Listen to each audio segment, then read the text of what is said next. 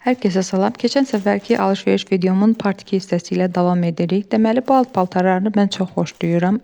Evdə geymək üçün çox rahatdılar. Amma mən evdə də hər yerə də istifadə eləyirəm. Daha sonra belə bir saç broşkası almışam.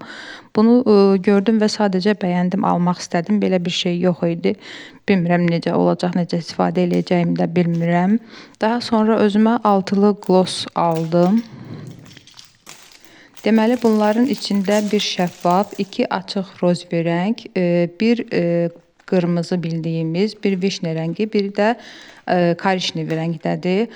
Bunları əlimdə swatch eləyib yoxlayıram burada. Amma daha sonra yoxladığımda dodağa öz başlığı ilə vuranda yayılmır. Gərək ki, barmaqla yayasan, elə daha yaxşı oturur. Yəni, yoxsa yayılmağı ümumiyyətlə çətindir.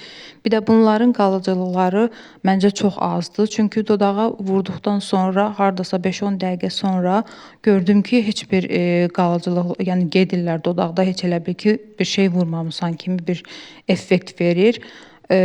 Ya da çay su içəndə heç bir demək, çay su içəndən sonra heç qalmır. Dodaqda tamamilə gedir. Heç bir şey yeməmək lazımdır.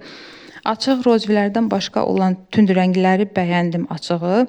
Onlar qəşəngdilər. Qiymətinə görə məncə pis deyirlər. Daha sonra belə bir dodaq karandaşı aldım. Bunu həmin glosslarla istifadə eləmək üçün aldım. Hər hansı biri ilə, əsas da açıq rozvi rənglərlə uyğun gələ bilər deyə fikirləşib almışdım. Amma əlimdə yoxladım, dodağımda da yoxladım. Daha sonra gördüm ki, heç birindən uyğun gəlmir. Başqa bir şeylə istifadə eləyərəm yəqin ki.